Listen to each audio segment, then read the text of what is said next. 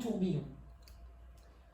Un tourbillon de ouf autour de la violence, puisqu'on ne peut pas aborder un tel thème si on n'entre pas dans la complexité.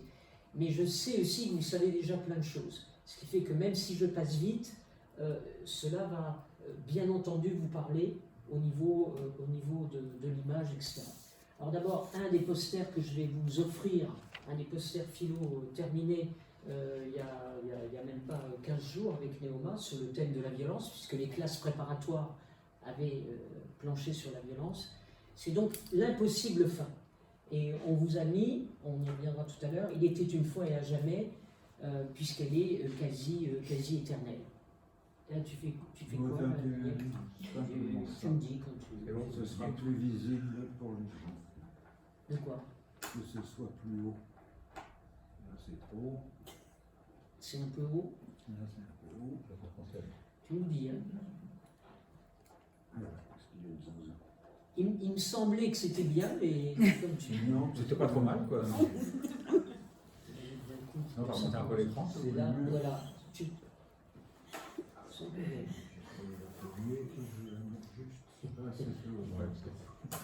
Voilà. On a eu un thème suggéré par Valérie à un moment donné, c'était peut-on tout dire? Et tout le temps. Voilà, peut-on tout dire tout le temps? Voilà. Donc l'impossible fin, donc on y reviendra tout à l'heure. Alors, je vous ai mis quelque chose qui est moche à voir, mais je vous ai mis la blancheur de l'infini de l'Immaculée nous oblige à tâcher, à être tâchés. Alors ça, c'est extrêmement important concernant la démarche de la violence. Si par exemple on considère que l'enfance est un âge miraculeux et que les enfants sont complètement innocents, alors on se plante littéralement. On les rend beaucoup trop blancs, et vous savez que tout ce qui est blanc ne peut être que taché. C'est-à-dire d'emblée, nous partons comme coupables vis-à-vis d'enfants totalement innocents, alors qu'ils ne sont pas innocents. Ils sont acteurs, très vite.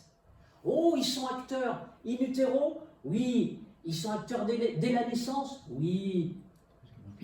Voilà. Non, je ne vais pas te demander de descendre le truc, parce qu'il faudrait peut-être un peu descendre, tu vois. Mais non, tout va bien. C'est parce que là, en plus, il faut se concentrer. Voilà.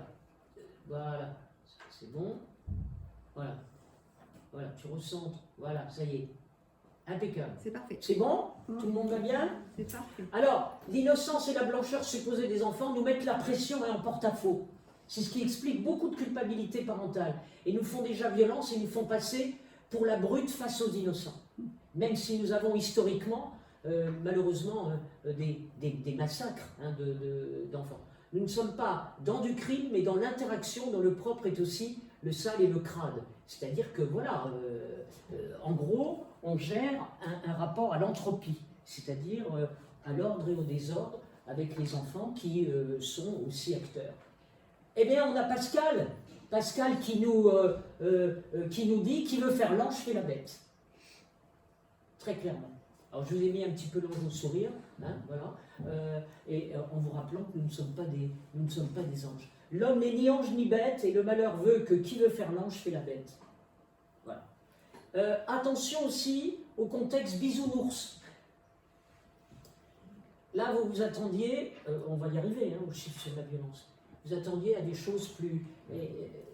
le contexte bisounours et le contexte de la bien-pensance sont incontestablement des vecteurs de violence. Ce qu'on appelle violence muette. Vous savez, les gens qui font les gentils tout le temps, tout le monde est beau, tout le monde est gentil, etc. Et tu ne peux, à ce moment-là, que apparaître comme étant éventuellement odieux, si tu es vivant. Notez-le bien, ça c'est fondamental. Attention aussi à la bien-pensance. Alors j'aime beaucoup cette carte postale que j'ai à la maison. Attention à la pression de la bien-pensance. Alors, tout le monde a bien compris déjà, tu as l'innocence des enfants, que tu ne peux que tâcher. Après, tu as effectivement l'aspect bisounours, tout le monde est beau, tout le monde est gentil, où tu passes pour la brute et le truand. Et puis la bien-pensance, avec des gens qui effectivement, voilà, alors vous voyez la langue de bois notamment, que savent opérer un certain nombre de... Voilà. Donc au conformisme, à la complaisance et à la contrainte ne peuvent correspondre que des remous. Alors, c'est dur d'être gentil. On en avait fait aussi des... Voilà. Donc je voulais vous rappeler qu'il n'est pas facile d'être gentil, que nous faisons d'immenses efforts pour l'être, et que on ne n'est pas ni méchant ni gentil, mais c'est pas évident d'être gentil. Alors les enfants, ça devait être avec ça c'est des thèmes de philosophie. J'étais avec quelle classe là D'accord. Donc j'ai commencé avec des CP. Voilà, la tolérance. Ah, regardez bien. Normalement, vous allez dire, mais Mireille, là, avec le Dalai Lama, avec des grandes figures que nous connaissons, là, Mireille, on est quand même dans la non-violence. Eh bien, je vous rappelle ceci. 1000 fois sur le moulin à prière et dans les temples, les moines bouddhistes et le Dalai Lama travaillent le passage quotidien de l'ignorance à la sagesse, de l'égocentrisme à l'altruisme et à la compassion. Ce qui veut dire, en termes clairs, en langage clair, que ces gens-là font depuis l'aube, en prenant un bol de riz, font des efforts constants pour repositionner la sagesse, repositionner le calme. Autrement dit, ça n'est pas du tout acquis, puisque c'est chaque jour, 1000 fois, qu'il faut remettre le moulin à prière. Si c'était acquis, bon, un moine te dit, bah, ça y est, j'ai fait ma prière, oh, je suis sage pour la vie. Non.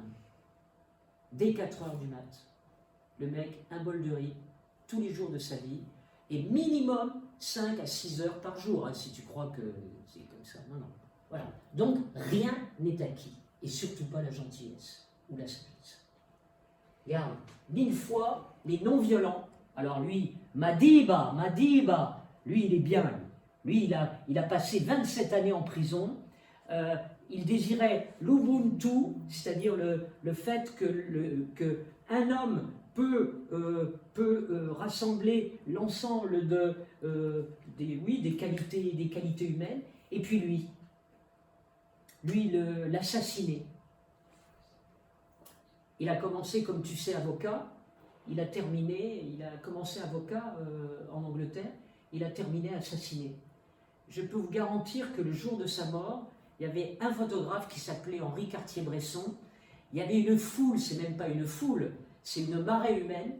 Et Henri Cartier-Bresson a pris une des photos les plus rares qui soit, puisqu'il s'est perché au seul arbre qui existait. Voilà. Le gène de la gentillesse n'existe pas plus que celui de la méchanceté. Et regardez bien ce qui va suivre, qui a été repris par l'abbé Pierre. Lui nous dit, alors qu'il a des années de pratique pour être sage, il nous dit, là où il y a le choix entre la lâcheté et la violence, je conseillerais la violence. Quand des mecs comme ça, qui ont passé toute leur vie, vous voyez bien, grève de la faim, etc., tabassé de partout, etc., voilà. Et puis on a un brave mec, Essel, qui nous avait écrit « Indignez-vous ». Là où il y a le choix entre la lâcheté et la violence, je conseillerais la violence. C'est pas n'importe qui nous dit ça. Et vous n'êtes pas à n'importe quelle conférence sur la violence. Parce que j'aurais pu tout de suite plonger sur le harcèlement, violence à l'école, machin, tac. Non, on ouvre dans la complexité. Merci de cette honnêteté intellectuelle, merci infiniment, de façon post-mortem. Alors, approchons encore la violence. La violence est une question de vice. L'étymologie de violence, c'est vice, c'est la force. C'est vrai ou pas la vice, donc réprimer les tendances au relâchement. Et je voulais vous dire, et ce que vous savez parfaitement, les uns et les autres autour de cette table, même les plus jeunes d'entre vous, vous savez qu'il convient de faire des efforts, que rien n'est acquis. Alors j'ai aussi un poster sur l'effort. Alors, c'était marrant, c'était avec des gamins, et ils ont choisi donc la formule pourvu que ça dure. Mais c'est compliqué de faire des efforts. Voilà. Alors, durer, endurer, vous voyez bien, là, c'est pas pour faire plaisir aux Jeux Olympiques, durer, endurer, pour durer, il faut effectivement faire preuve de force, se lever le matin, etc., etc., etc. Alors évidemment, les plus vieux d'entre nous, et c'est facile à deviner, c'est de plus en plus difficile. Se lever, c'est pas se lever, si tu veux, c'est un projet. Tu vois ce que je veux dire? Le matin, ça se fait, c'est un projet. Tu te lèves pas comme ça, voilà, c'est un projet. Voilà. Et un jeu de force. Et voilà, je voulais vous dire que d'où naît la violence, c'est très simple, exister, c'est résister. Force, rage de vivre, regardez bien ce qui suit. Eh oui, quand on est prémat, je vous ai apporté quelques photos de prématurés, vous vous rendez compte que celui qui doit vivre se bat pour vivre. Vous n'avez pas conscience, les uns et les autres, de vous battre pour vivre. Mais tous les malades, tous les prématurés, tous les fragiles, tous les handicapés sont obligés de se battre. À force. C'est l'épreuve du combat. Et puis je vous ai mis à côté de ce prémat, qui était un vieux prémat, c'était un vieux, aujourd'hui, là il a à peu près 26-27 semaines, oui 28, un bon 28. Là aujourd'hui, on est capable de réanimer des bébés de 22 semaines d'aménorrhée au nez vivant et viable, c'est-à-dire autour de 5 mois, 4 mois et demi, 5 mois. Et il faut une force considérable. Et puis je vous ai mis lui là, le petit pépère. C'est un philosophe, Spinoza, qui nous a parlé du conatus. Le conatus, c'est cette force qui nous pousse à être, qui dépend du degré d'activité, et il nous dit ceci: toute chose s'efforce de persévérer dans son être, c'est-à-dire dans la direction de l'affirmation de soi, qui lui est propre pour accroître sa puissance. Donc, enfant chaotique et grand enfant perdu, se débattant pour vivre, persister à être, voilà notre condition. Nous sommes dans une condition d'être, mais nous persistons à être. On peut mieux faire. Vous êtes bien à une intervention sur la violence. Voilà, les petits doudous. Alors, je vous ai présenté des petits doudous, puisque j'ai dirigé beaucoup de projets, notamment en service de prématurés. Et effectivement, le nombre de fois où auprès d'un malade, enfin bref, je ne vais pas vous raconter tout ça, puisque vous savez ça par cœur. Et dès la naissance, il faut aussi... dès la naissance, c'est compliqué. Vivre est le premier métier. Et 40 000 entrées et sorties d'air par jour. Le petit bonhomme, la petite mère qui sort du ventre de leur mère, voilà, il passe d'un système à l'autre, évidemment. Et là, 40 000 entrées et sorties d'air. Le mec, c'est du boulot. Vivre, c'est du boulot. Voilà. Voilà. Donc, on va passer vite. Vivre, voilà, c'est ça. Notre premier métier. Voilà. Ah, ben pourquoi je reviens en arrière? Voilà. Alors, nous nous battons aussi, on en parlait tout à l'heure, on se bat aussi avec nos humeurs, avec nos émotions. Regardez comme elles sont complexes. Alors, la route Plutchik en compte 260 nuances, et les émoticônes, on se bat. Et on n'est jamais, je vous l'ai mis, on n'est jamais dans le bon état de vigilance. Et même les nouveau-nés, alors les nouveau-nés, ils sont vivants. La plupart d'entre eux font la gueule. Ils ont déjà le sillon de genre. C'est très très rare d'avoir des petits bouddhas à la naissance. Tu vois, des bouddhas, oui, mais des bouddhas non. Et si tu veux, ils font souvent la gueule. Parce que c'est compliqué. Ils ne te le disent pas, mais ils le vivent. Et ils sont pourvus de toutes les micro-expressions et de toutes les émotions. Et ils ne sont jamais dans le bon état de vigilance. Une de mes grandes surprises, dans toute c'est pas une carrière que je mène, c'est une vie, je pensais pouvoir me réfugier auprès des nouveau-nés pour pour trouver la paix. Ah non. Ah, un nouveau-né, soit il est trop fatigué pour boire, soit il est trop énervé pour s'endormir, il est dans la merde. Il est dans la merde. Voilà, jamais. Et il faut lutter. Et toi, tu luttes avec lui aussi. Vous voyez, vous comprenez ce que je veux dire? Voilà. Les 7 émotions de base. Alors, il n'y a qu'une émotion que n'a pas le nouveau-né. On ne l'a pas ici. Vous les avez, les humeurs de base. C'est le mépris. Oh, c'est pas difficile à comprendre. C'est parce que s'il méprisait sa mère ou l'environnement, ben, il ne pourrait pas survivre. Voilà. Mais il peut être très en colère. Ah, Voltaire, merci. J'aurais pas le temps de vous lire ce magnifique texte, Jean qui rit, Jean qui pleure, mais on doit constamment se battre, donc développer de la force par rapport à nos humeurs, et on peut être tantôt Jean qui rit, Jean qui pleure. Voilà. Mais je le dirai peut-être, mais le temps passe, tout ça, etc. J'ai le texte, je vais comme un passage. Quelquefois le matin, quand j'ai mal digéré, mon esprit abattu, tristement éclairé, contemple avec effroi la funeste peinture des maux dont gémit la nature, aux erreurs, aux tourments, le genre humain livré, les crimes, les fléaux de cette race impure dont le diable s'est emparé. Je dis au mont Etna, pourquoi tant de ravages et ces sources de feu qui sortent de tes flancs? Je redemande aux mers tous ces tristes rivages disparus autrefois sous les flots écumants. Et je redis aux tyrans, vous avez troublé le monde plus que les fureurs. Et ils ne parlent pas comme ça en Nouvelle-Calédonie. Hein. Ils n'ont pas ce vocabulaire. Hein. On va en reparler tout à l'heure. Pas de vocabulaire égale barbarie. On va revenir là-dessus tout à l'heure. Mais attendez quelques minutes. Et les flammes des volcans, enfin, lorsque j'envisage dans ce malheureux séjour quel est l'horrible partage de tout ce qui voit le jour, et que la loi suprême est qu'on souffre et qu'on meurt, je pleure.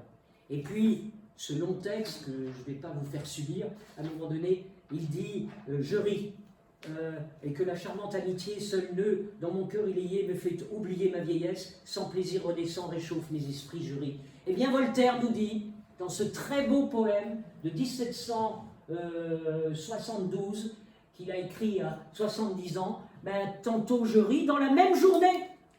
Je ris, je pleure, je ris, je pleure, je ris, je pleure. Était-il cyclotimique? Non. Était-il hystérique? Non, il n'avait pas d'utérus.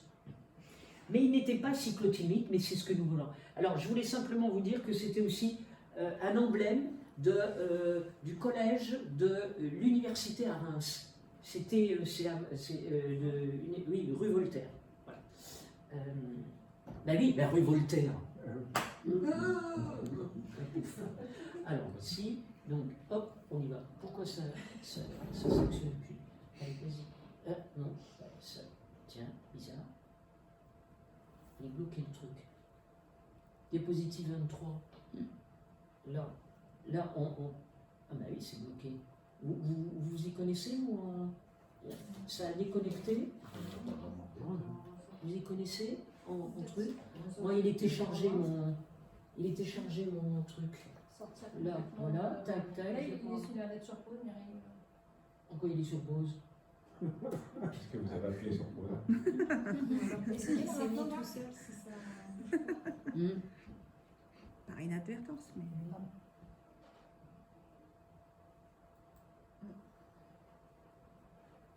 Voilà, je suis enthousiaste, je sais pas. Oui, vous avez vu? On y va? Ah. Qu'est-ce que vous avez fait? J'ai appuyé sur la flèche, je sais pas. C'est bon? Ouais. Est-ce que tout le monde va bien? Jean qui rit, Jean qui pleure. Alors, supporter aussi et gérer deux forces contraires en nous constamment. Pulsion de vie, pulsion de mort. Eros, j'ai envie de vivre. Et Thanatos, je peux agresser, agressivité contre les autres ou contre soi. Pulsion de vie, pulsion de mort, on est constamment là-dedans. Constamment. Et quand par exemple des mamans me disent, les enfants m'épuisent, ou qu'elles disent aux enfants, vous allez me tuer, vous voulez me tuer, vous voulez ma mort, la réponse est oui. Oui, je veux t'user. Je veux savoir jusqu'où tu existes, jusqu'où tu résistes, jusqu'où tu m'aimes. Dans les couples, c'est un peu pareil aussi. Bon, j'ai pas de commentaire. Donc on est pulsion de vie, pulsion de mort, le sale moi sur moi, que certains ont vu, et puis bien sûr le cannibalisme. Alors, là on est, ça y est, on plonge complètement, effectivement, dans l'univers de, soi-disant, la violence, mais on y était déjà avant. La violence, ça n'est jamais que la force qui outrepasse la mesure. Alors, vous allez être étonnés, mais nous avons été cannibales. Nous avons été cannibales. La preuve en est, bien sûr, non seulement Saturne, dévorant son enfant, de Goya, mais la preuve en est, nous avons plein de preuves historiques de l'endo et de l'exocannibalisme. C'est pour ça que je vous ai amené quelques cartes postales que nous avons sorties à Léoma sur, entre autres, voilà. Et regardez le cas particulier, mais on n'aura pas le temps de s'y arrêter, sauf si vous avez envie de poser des questions. Le cas particulier des enfants. Vous avez du cannibalisme in utero, différent du syndrome transfuseur-transfusé, pour ceux qui s'y connaissent un peu. Et la delphophagie, regardez, est une forme de matrotrophie, c'est-à-dire un frère peut en bouffer un autre. Voilà, écoutez, voilà.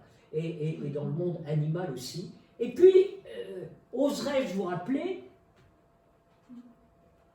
les serial mordeurs, les gamins dans les crèches ou ailleurs qui mordent, et alors où ils sont marrants les parents, enfin je les aime, hein, j'aime l'homme globalement, les mères qui viennent ou les pères qui disent mais mon enfant a été mordu, mais jusqu'au sang. Elle dit évidemment, il est cannibale le môme. Il ne va pas simplement te faire une petite léchouille. Il va forcément te mordre jusqu'au sang, jusqu'à ce que le sang arrive. Alors c'est des vieux restes de ça, bah, bien sûr. Bien sûr. Et regardez, n'oubliez pas, hein, regardez, on est au 19e siècle. Il y a eu des cas de cannibalisme, et ne me parlez pas simplement du radeau de la Méduse, comme exception des mecs qui se sont bouffés parce qu'ils étaient perdus en mer. Vous rigolez, vous? Vous rigolez. En temps de guerre, est-ce qu'on vient vous dire? Au maximum, on vous dit qu'on a mangé des rats. Ben, évidemment. Après, on vous sort la cordillère des Andes, avec, vous savez, l'avion qui s'est craché. Alors ça, c'est une grande excuse. Ah ouais, c'était des joueurs de rugby. Alors, la bonne nouvelle, quand même, c'est qu'en général, ils ont mangé l'être qu'ils aimaient. C'est pourquoi je vous ai parlé d'endo et d'exocannibalisme. En gros, vous avez le choix. Soit vous bouffez l'être que vous aimez, on en mangerait. D'ailleurs, on a beaucoup de restes dans le langage au niveau amoureux. Elle est bonne, on en mangerait, il est bon, etc. etc., etc. Et l'exocannibalisme, tu bouffes ton ennemi. Mais dans les deux cas, c'est pour incorporer ses qualités. Bien sûr. On a bouffé, on bouffe encore. Ah! Regardez, vous en voulez des preuves? Avec il était un petit navire qui n'avait jamais navigué. On tira à la courte paille, vous connaissez les paroles. On tira ça à la courte paille, pour savoir qui serait mangé, pour savoir qui serait mangé. Oui, oui. Et alors, celui qui sera mangé, le sort tomba sur le plus jeune, le sort tomba sur le plus jeune. Putain, le mec, le moussaillon, mais il prit la Vierge. Et vous savez comment ça se termine. Heureusement, des bancs de poissons arrivent, etc., etc. Et il a épargné. En plus, les salopards qui voulaient le bouffer le trouvaient trop maigre. Bon, ben voilà. Donc, Goya. Et puis, bien sûr, vous avez le radeau de la Méduse, alors extrêmement célèbre, mais pas que. N'oubliez pas que l'homme mange encore de l'homme, encore aujourd'hui. Ah! Je vais vous offrir aussi que c'est lait. Dites donc, on est violent qu'aujourd'hui? Vous plaisantez. Alors, que c'est lait? Qu'est-ce qu'un lait? Un lait est un court poème. Et là, voilà, et vous allez bien? Ça va? Tout va bien? Bon, d'accord, ok. Alors, le lait.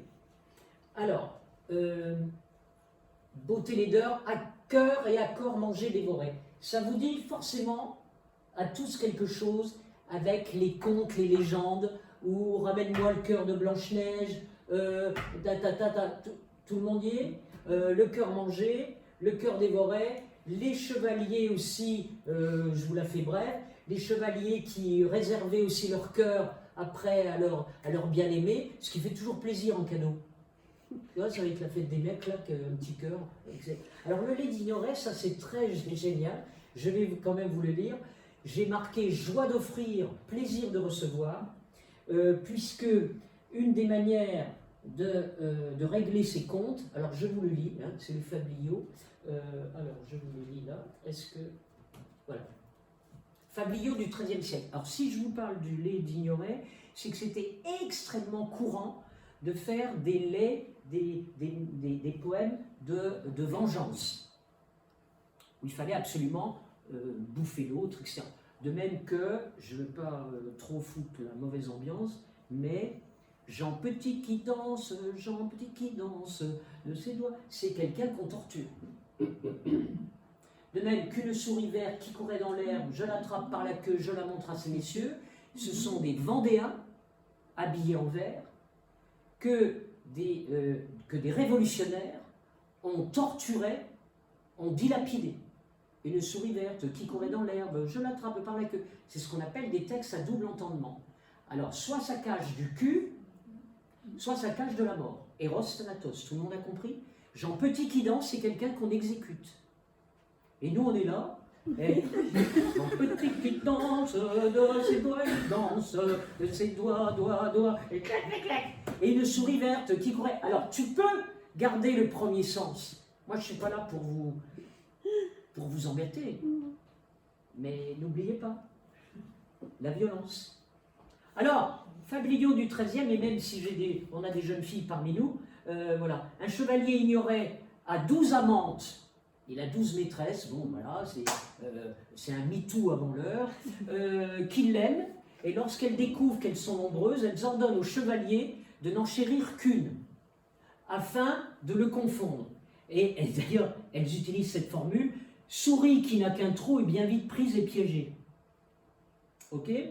Mais trahi par un vilain, Ignoret est en fait capturé par les maris qui lui arrachent le cœur et lui coupent le 5e membre. Clac. Qu'ils font manger à leurs femmes. Et genre, bon appétit, chérie. Donc voilà, découvrant qu'elles ont consommé le cœur, l'âme et le pénis, le corps du délit de leur amant, les dames ainsi dégoûtées, elles vomissent forcément, à tout jamais se laissent mourir de faim. Voilà. Et j'en ai plein à votre service, puisque je n'avais que l'embarras du choix des laits de vengeance. Voilà. Sans compter, ça y est, vous y êtes? Bah oui. Alors là, raconte-moi une histoire avant de m'endormir pour que je termine insomniaque. Bah oui, forcément. L'appétit de l'insomnie vient en écoutant, en lisant. Et même quand on ne raconte pas des contes terribles aux enfants, ils s'en racontent eux-mêmes. C'est-à-dire, j'ai un monstre sous le lit, est-ce que tu peux chasser le fantôme? J'ai quelqu'un qui veut me bouffer, ferme tous les volets, il y a une ombre. Oh putain, là, je vais raconter un truc super sympa, bisounours, machin, alors, libéré, délivré. Non, mais elle était déjà, elle avait des défauts et tout. Alors regarde, si t'es pas dans le petit poussé qui bouffe, t'es dans le chaperon rouge. Alors chaperon rouge, elle est quand même bouffée, je vous le rappelle quand même. Chaperon rouge parce qu'elle vient d'avoir ses règles, c'est pour ça qu'elle a eu le chaperon rouge, et qu'elle obéit pas à sa mère et qu'elle prend un autre chemin. Et donc elle voit le loup. Alors, attention, l'expression voir le loup, tout le monde a compris, c'est avoir des rapports sexuels. Vous avez vu les petits cœurs là, etc. Aussi, alors Barbe Bleue, génial Barbe Bleue. Barbe Bleue, il tire ses femmes par les cheveux, il les met dans les placards. Non mais bien. Maman, tu me racontes une histoire? Bon, on va essayer de trouver un truc. Et quand l'histoire est trop soupe au lait, trop bisounours, les gamins, ça les emmerde. Est-ce que vous avez pigé? Cherchons-nous le drame et la violence? La réponse est oui. La force devient violence quand elle dépasse la mesure, et la violence devient destructrice et tueuse quand elle n'a plus aucune limite, aucun répondant, ni aucun retour. Mais là, on a déjà été servi.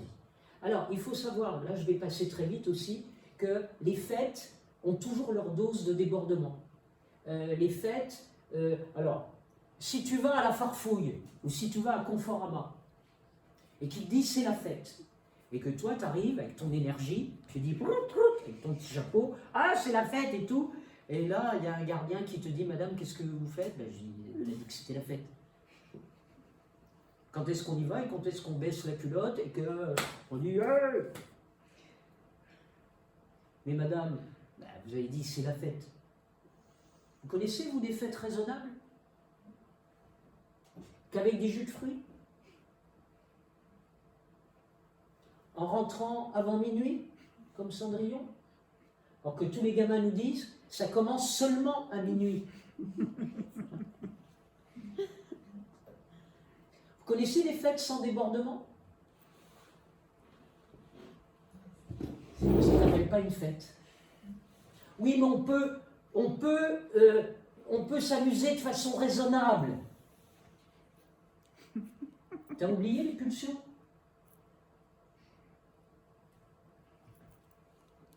Voilà. Fête et débordement. Alors ça ne pourrait plus être possible du tout. Je ne vais pas te demander de machin, mais là, je vous ai amené Bruegel. Alors là, je vais vous dire, ça ne peut plus être possible. Les jeux que Bruegel, vous vous rendez compte, sur ce tableau extraordinaire de Bruegel, que je vous recommande, Bruegel l'Ancien, 1560, 230 enfants sont ici représentés, avec 83 jeux de cours. Et regardez, il y a notamment le pétangueule, où on pétait dans la gueule de l'autre. Il y a deux gamines là qui jouent au bâton merdeux. Il y a que des jeux. Alors, ce qui peut rester, c'est saute-mouton, mais c'est pas évident. Et aujourd'hui, dans n'importe quel cours d'école, on veut que ce soit tranquille. Et ça, c'est d'une gravité totale. C'est parce que on n'autorise plus le frottement, les fantaisies, les débordements, qu'on arrive au pire. Je vous rappelle qu'un jeune sur 5 est bourré d'angoisse et de problèmes psychiatriques. Là, j'étais en lien aujourd'hui avec les assises nationales de ce qu'on appelle la psychothérapie institutionnelle, et où on est catastrophé devant des déferlantes d'angoisse de gens qui vont extrêmement mal, etc. Parce que on ne laisse pas assez lâcher la bombe. Quand allons-nous finir avec un contexte puritain, etc. Pensez à Rabelais, alors le pétangueule, la brise tamponnier à Metz, il jouait à la brise tamponnier, c'est-à-dire à se péter le poignet, voilà, regardez, et là, voilà, c'est les adultes en devenir, là elle touille ma mère, et alors on bandait les yeux des gamins pour dire on va te faire chevalier, et en fait, si tu veux, on le couvrait de merde, quoi, en gros. Là, aujourd'hui, le centième, du dixième, du millionième. T'as les parents, t'as le proviseur. Voilà, voilà. Le diable croyait sans faille que l'âme, etc. Voilà. Aujourd'hui, on joue à l'intérieur, souvent en ligne, inspiré par la puissance, la guerre, malgré tout, éventuellement en serious game ou en e-sport, mais il y a la guerre, le crime, constamment, partout, bien entendu. Et là, avec Bruegel l'Ancien, on a du carnaval. Regardez comme c'est, et forcément avec du débordement, Eros Thanatos, il y a des morts, il y a du sexe, voilà, après, voilà, et Jérôme Bosch, voilà. Alors ça ne veut pas dire que je les présente comme exemplaires, ça veut dire que, à trop se contenir, ça y est, vous passez à côté d'une vie et vous êtes faux cul, littéralement. Alors Délie et Délice, voilà. Regardez l'histoire culturelle, regardez-la. Et là, on a été jusqu'au XXe siècle. Alors, fête et faute, oui. La faute est une fête privée, la fête est une faute permise. Et c'est du Mireille Dupuis tout craché. La fête collective intègre le débordement comme élément de régulation sociale. Normalement, les fêtes collectives permettent des débordements qui fonctionnent comme régulateurs sociaux. Car on ne peut pas toujours être raisonnable ou assis sur une chaise en écoutant une conférence aussi passionnante soit-elle. Voilà. Alors la faute, ça va être très clair. Si là, par exemple, il y a une grosse fête à Reims, que le stade de Reims gagne. Voilà. On peut tous se rejoindre à la fontaine Subé et se baigner dedans. Les flics vont regarder ça gentiment. Par contre, tu vas toute seule, ou tout seul, te baigner à la fontaine Subé. Non, non, non. La faute est une fête privée. Et la fête est une faute permise. Tout le monde a compris? Alors, les fêtes raisonnables, moi je veux bien. Et ça s'appelle une soirée pépère. Faites faute et folie. Ben oui, ça y est, vous avez tout compris. À partir du moment où je traite de la violence, je traite de la pulsion, je traite de nos pulsions de vie et de mort, vous avez compris qu'on était toujours borderline. Au bord de, alors je fais quoi? La fête, la faute, la folie, je deviens fou, j'implose ou j'explose?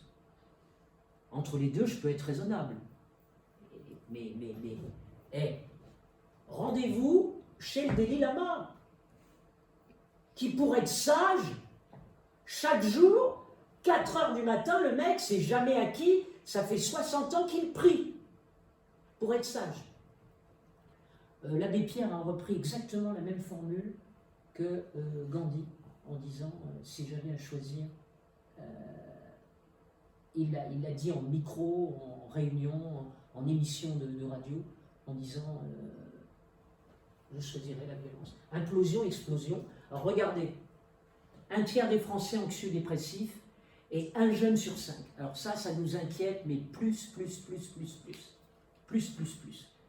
En sachant qu'il faut éviter de se tromper de colère. Mais voilà, ces implosions-là sont... voilà. Alors, les indicateurs, vous avez remarqué, ça va, je ne vous embête pas, c'est bon? Tout va bien?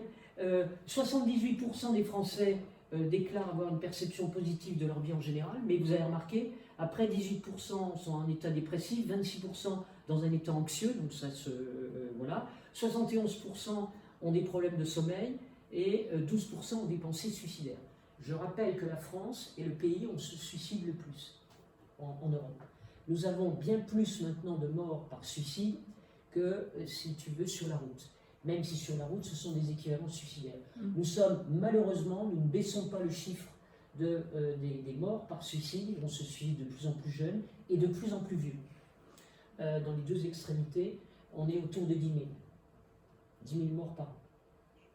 Et avoir des pensées suicidaires n'est pas forcément mieux. Hein. C'est-à-dire qu'il ne faut pas non plus se moquer des gens qui ont des pensées suicidaires en disant « Oh, il n'est même pas passé à l'acte. » Non, il peut penser aussi à aller jouer au foot ou à ce qu'il veut. Voilà. Et la France des clochers, alors la violence est un état implosif, explosif, lié à des pressions internes ou externes, des injonctions paradoxales. Il faut voir aussi que nous pouvons être absolument dans des violences muettes concernant les institutions qui nous imposent un rythme de dingue.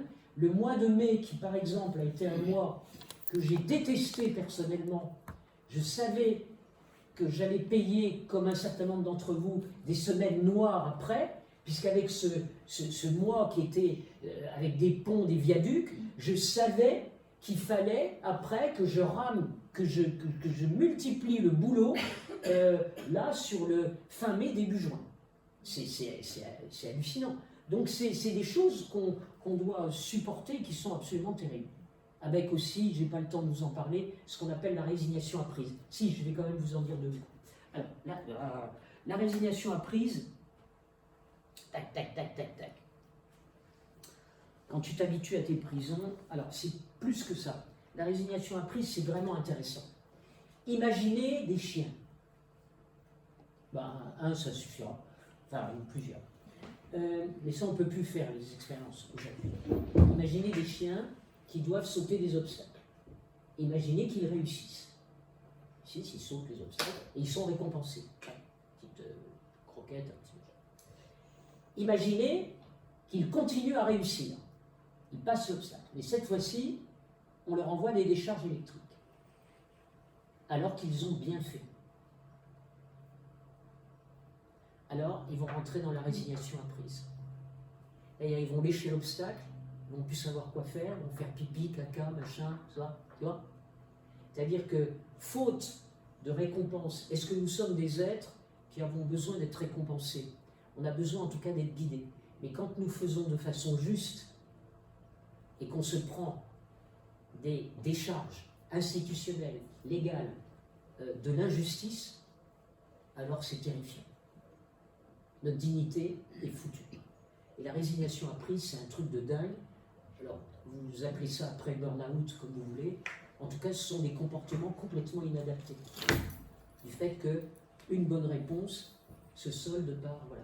La civilisation, alors, rapidement, la civilisation a rendu les conflits moins sanglants. C'est vrai qu'en 2024, bientôt 2025, nous sommes effectivement dans un monde, dans des conflits qui sont moins violents, moins sanglants, mais la violence en constante augmentation s'est privatisée et diversifiée.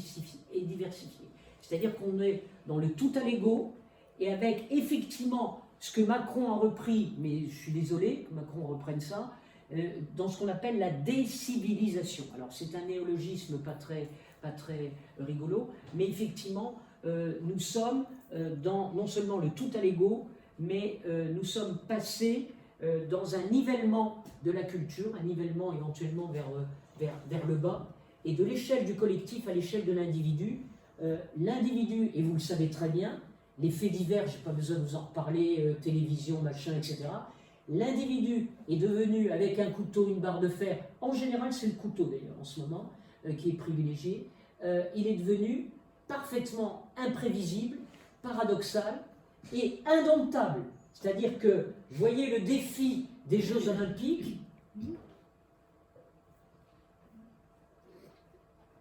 là déjà pour la flamme, un mec visait un attentat à Bordeaux, déjà pour la flamme, tu as deux voitures blindées, des machines, etc. Mais Paris, ils ont oublié d'ailleurs, il y a une chose qu'ils ont un peu oubliée, c'est le ciel. C'est marrant, hein. Comment on peut faire les cons?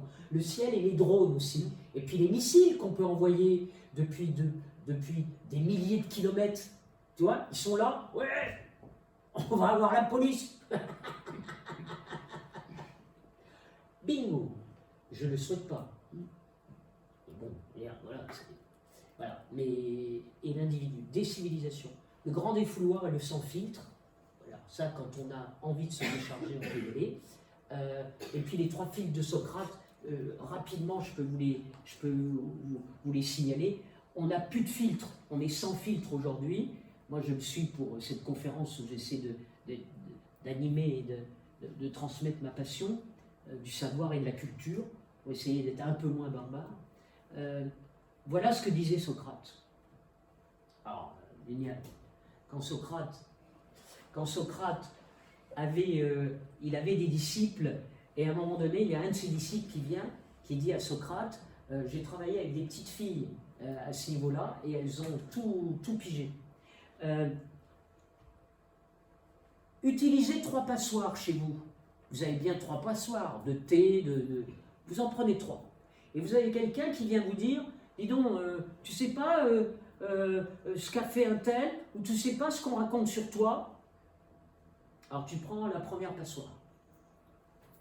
Et tu dis, est-ce que ce que tu as à me dire est vrai? Et il se trouve que le disciple de Socrate dit, c'est pas sûr, on me l'a raconté.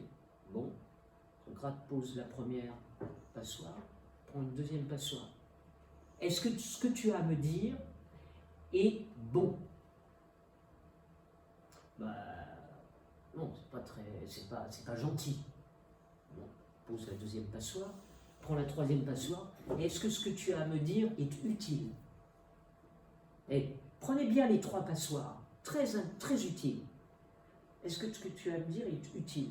Et le gars, il dit, pas forcément. Alors écoute bien. Si ce que tu as à me dire n'est ni vrai, ni bon, ni utile, alors tu ne me le dis pas. Ce que disait Coluche, si tu veux, en termes de ferme ta gueule. En gros, tu as les journalistes qui passent leur temps à te dire qu'ils ne savent pas.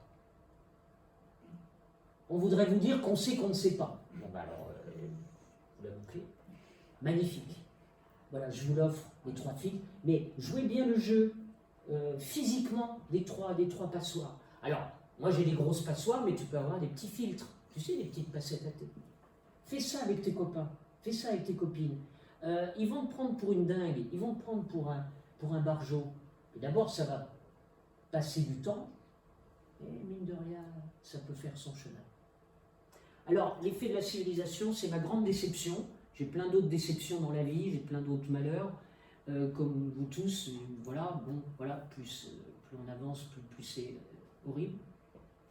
Mais une de mes grandes déceptions, qui me fait pleurer, qui me fait avoir des larmes, c'est que j'avais l'illusion, moi, femme de lettres, L, E de T-R-E, et femme de lettres, L apostrophe, je pensais que la culture pouvait adoucir les mœurs. Non. En fait, on passe de barbare cru à barbare cuit. La seule différence, si t'es pas cultivé, t'es barbare. Si t'es cultivé, t'es barbare cru. Voilà. Ça, c'est... Je vais mourir dans cette grande désillusion. J'ai vu des êtres très cultivés, être de véritables salopards, qui raffinaient même leur rapport à la violence. Et vous avez tous des exemples autour de ça. C'est pas forcément la brute épaisse qui est la plus violente. Bon, j'avais travaillé la barbarie c'était très bien, c'était génial, on avait fait une très belle rencontre à Germaine. On est toujours le barbare de quelqu'un. Ah, un de mes copains, Montaigne, chacun appelle barbarie ce qui n'est pas de son usage. Ben oui, t'as raison, Michel. Oh là là, maire de Bordeaux, sage. Et quand il écrit, il dit « je m'adresse à quelqu'un ». Magnifique.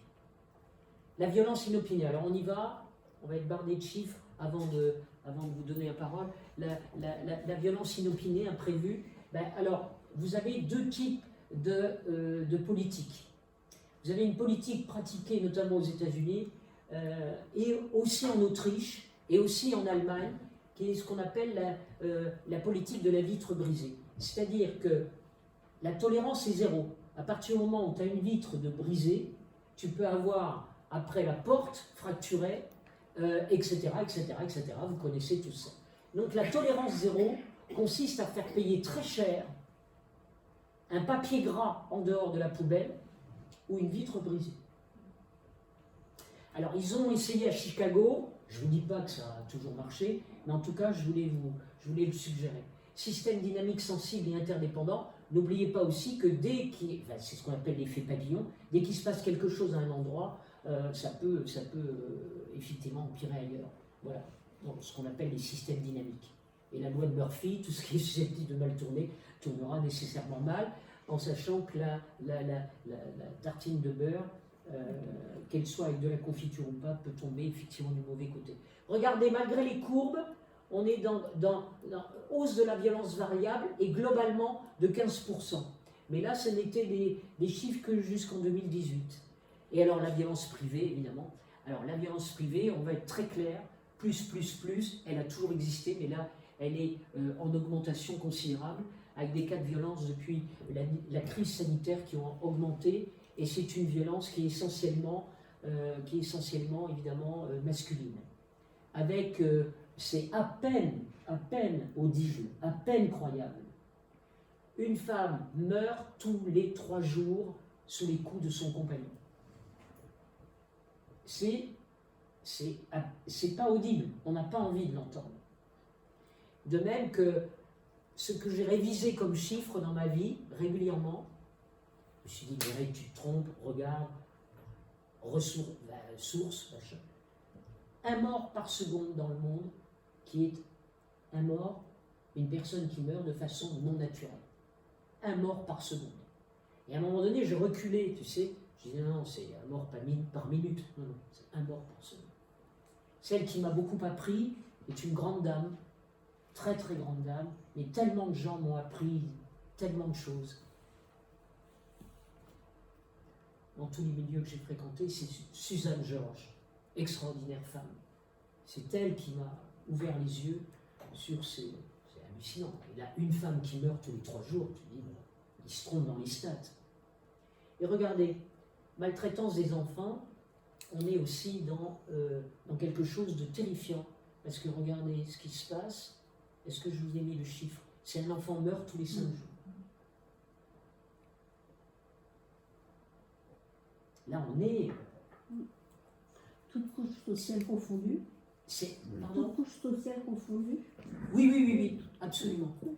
Parce que, est-ce qu'on tape, très bonne remarque, tu tapes pas parce que tu serais au chômage, alcoolo, etc. Il faut aller au-delà de l'image. Les derniers cas de maltraitance auxquels j'ai eu affaire, malheureusement, c'était 2 étudiants de médecine. Elle était enceinte et lui l'a tapé régulièrement. Enceinte. Et si possible sur le ventre. Oui, non. Mais on se demande comment on accepte. Je sais pas, moi ça me. Alors, comment on accepte? Je dirais, quelqu'un essaye de me taper, moi j'essaye de rendre ce qu'on fait. Enfin, je ne me laisse pas faire. Hein. Alors après, dès que tu reçois des coups, dès que des coups sont Il faut échangés, plutôt très vite il y a la rage qui s'installe ou la culpabilité. C'est-à-dire que des enfants battus ou des femmes battues sont souvent non seulement sous l'emprise de celui qui bat, mais se sentent coupables. Et en général, pardonnent. Et puis, sans tomber dans les clichés, les pervers narcissiques, machin, etc., vous avez effectivement quelque chose qui est extrêmement oscillatoire. Mais j'ai travaillé en service de sauvegarde.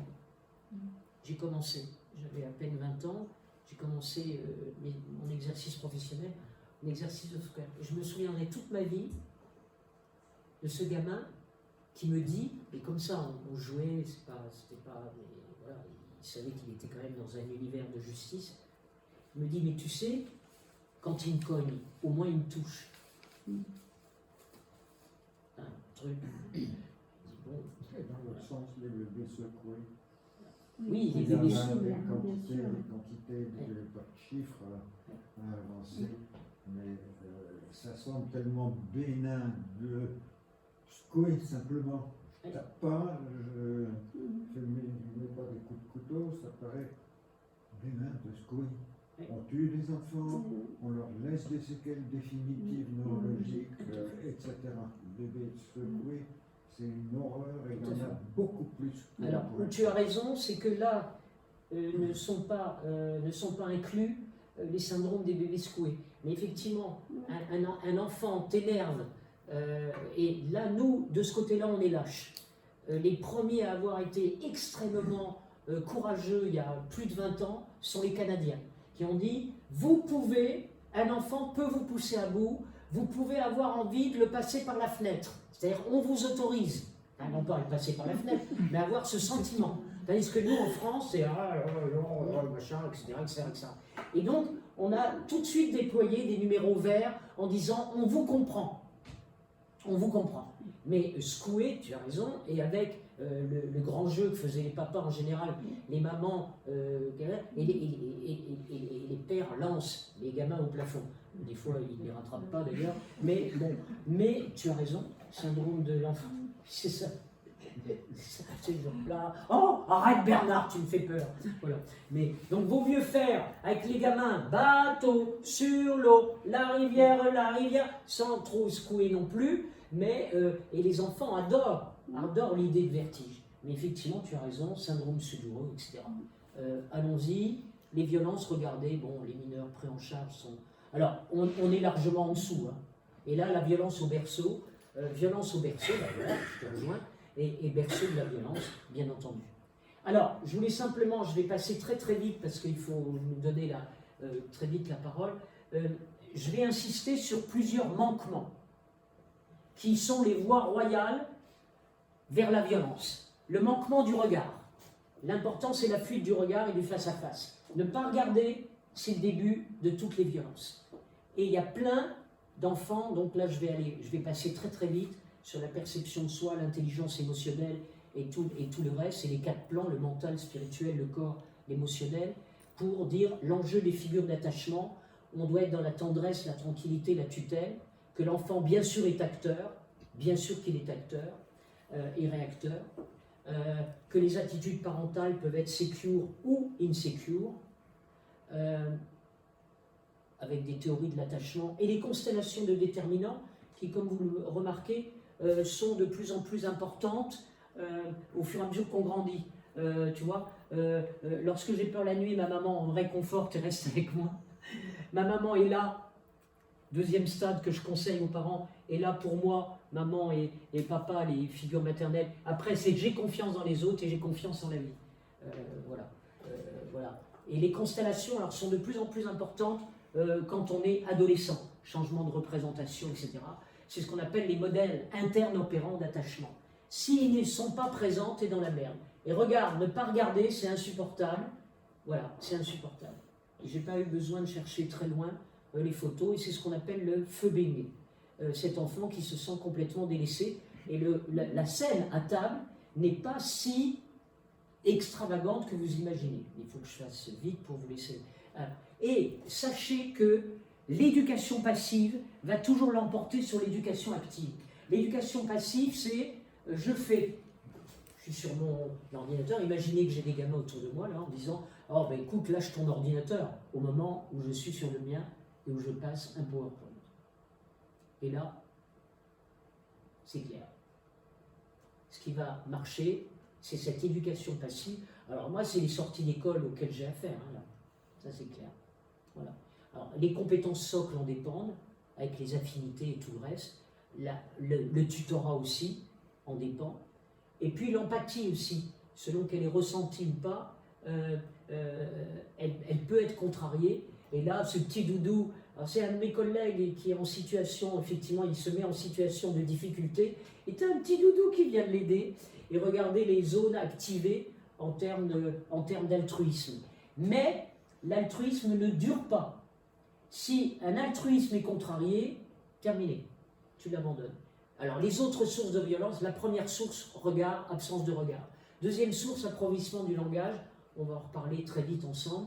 La langue orale non articulée, 50% des enfants en CM2 en difficulté. Voilà, recyclage ou déclin neuronal. Je vous ai apporté mes documents, on n'aura pas le temps. Voilà. Lettre vie, c'est tout ce que j'avais travaillé aussi avec les enfants au niveau de l'alphabet. Très important. Le langage est absolument essentiel. Alors là, pour le coup, pour sauver par rapport à la violence. Et regardez, l'usage des mots sert à comprendre, exprimer, combiner, catégoriser. 10% des Français n'utilisent que 400 à 500 mots. Et là, malheureusement, je suis rapide, mais 700 mots égale la barbarie. T'as que 700 mots, t'es barbare. Là, t'es même plus barbare cuit, t'es barbare cru. On est tous cuits. Avec un illettrisme scolarisé qui est extrêmement important, une lecture superficielle et non pas profonde, c'est-à-dire la lecture profonde, c'est la lecture de compréhension. Regardez la différence entre les 400-500 mots et les 5000-6000 mots pour un lycéen ou un adulte cultivé. Et en CP, ce qu'on appelle les mots correctement lus en 1 minute, ce qu'on appelle l'affluence, on a de plus en plus de mal à gérer la lecture et ce qu'on appelle aussi l'ouverture au vocabulaire.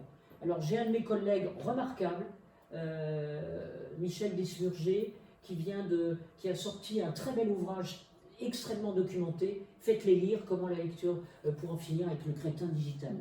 Parce que, attention, je vous l'annonce, malheureusement, je vous annonce que, alors, ça va être dit très rapidement, mais il se trouve que j'ai le bonheur, entre autres à l'INTEL, d'enseigner sur l'intelligence artificielle. Je ne vais pas pouvoir vous l'argumenter, je ne peux que vous affirmer, les 16 conférences sur l'intelligence artificielle, où je peux vous affirmer qu'actuellement, on cherche, ça y est, c'est trouvé, il n'y aura plus besoin bientôt de lire ou d'écrire, de savoir lire ou d'écrire, puisque votre simple mental pourra envoyer sur un écran ou envoyer d'un cerveau à un autre. Donc je vous demande simplement de me croire, sans câblerie et tout ça, avec d'immenses clouds qui nous entourent d'énergie, où ça y est, on y est. Donc ça va être terminé ça, tous ces supports-là. Alors évidemment, autre facteur de violence, la surinformation, qui nous abrutit, qui banalise précisément la violence, voilà, avec l'addiction. On ne sait plus où donner de la tête, on ne sait plus où donner de la guerre. 170 foyers de gare froide et chaude. La paix est un trou de guerre. Alors malheureusement, c'est pas de moi, c'est de Nietzsche. Voilà. Et guerre de tout. N'oubliez pas la guerre de la faim, hein, qui est la guerre suprême. La guerre chaude, c'est une chose, mais affamer le monde entier, ou la grande moitié de la planète, c'est vraiment la plus grande forme de violence. et le tout sans morale, qu'on avait travaillé en philosophie. Guerre aussi de la pollution, n'oubliez pas que c'est une guerre aussi. Toutes les guerres, y compris de religion, qu'il ne faudrait pas accepter. Enfin, accepter si, il faudrait qu'aucune ne domine. On ne tue pas hors du monde, on n'est pas immonde hors du monde. Et puis, cette démocratie qui est en souffrance. Je présente, voilà, rapidement, nos travaux sur la laïcité. Et puis, les valeurs épaisses et valeurs minces. Alors lui, c'est un très très grand homme, Wittgenstein, en plus du fait qu'il était très beau. Il a terminé instituteur, il a été professeur honoris causa dans toutes les universités du monde. Wittgenstein, merci de nous avoir éclairé, entre autres, Tractatus Logicus, et puis surtout sur les valeurs minces et les valeurs épaisses. Il nous disait, dans des termes un peu compliqués, c'est très facile, très très facile, de dire liberté, égalité, fraternité. Il ne le disait pas dans ces termes, il était européen, il était international. Lui, ça c'est le livre absolu. Il a aussi écrit beaucoup d'aphorismes extraordinaires. Et voilà ce qu'il nous dit. C'est facile, liberté, égalité, fraternité. C'est peu engageant. Par contre, tenir sa parole, venir à l'heure, ce qu'on appelle les valeurs minces, c'est extrêmement engageant. Et c'est pourquoi j'ai une reconnaissance et une amitié sans borne pour cette Valérie ici présente. Car nous avons, j'en ai des larmes aux yeux et j'en suis très ému. Ma chère Valérie, nous tenons que nous ayons beaucoup de monde ou moins de monde. Et tu m'as souvent encouragé et conforté en disant, mais voilà, on tient, non pas envers et contre tous, mais je te suis complètement reconnaissante. Tu ne peux pas savoir à quel point. Valeur absolue, valeur relative, voilà. Et puis les réactions individuelles et généralisées. Alors, face à la violence, c'est fear, fight, angoisse, bagarre ou fuite. Et puis, les violences incitées, je n'ai pas besoin de vous les redire, toutes ces incivilités qui vont de la poubelle au pire. Et puis les violences à l'école, plus 44% en 2 ans. Les résultats, et le harcèlement. Voilà. Le harcèlement, vous l'avez là. Les réseaux sociaux qui favorisent aussi les violences en milieu scolaire. On est dans des chiffres absolument hallucinants d'augmentation de violence. Le harcèlement à l'école, énorme, gigantesque, un enfant sur 10, voilà, victime de harcèlement à l'école, et un enfant sur 16, collège et lycée. Alors j'ai fait beaucoup d'enquêtes, j'ai pas le temps malheureusement de m'étendre là-dessus. J'ai fait une enquête sur 3 collèges dans Reims, j'ai fait une enquête aussi sur 3 classes d'école primaire à Saint-Brice, enfin bref, voilà, là il y a du solide. On a fait énormément d'enquêtes. À 80%, elle est verbale, cette violence, et à 33%, elle est physique. Et alors, cyber-violence, les écrans aussi, bien sûr, qui sont toxiques. Voilà, enquête.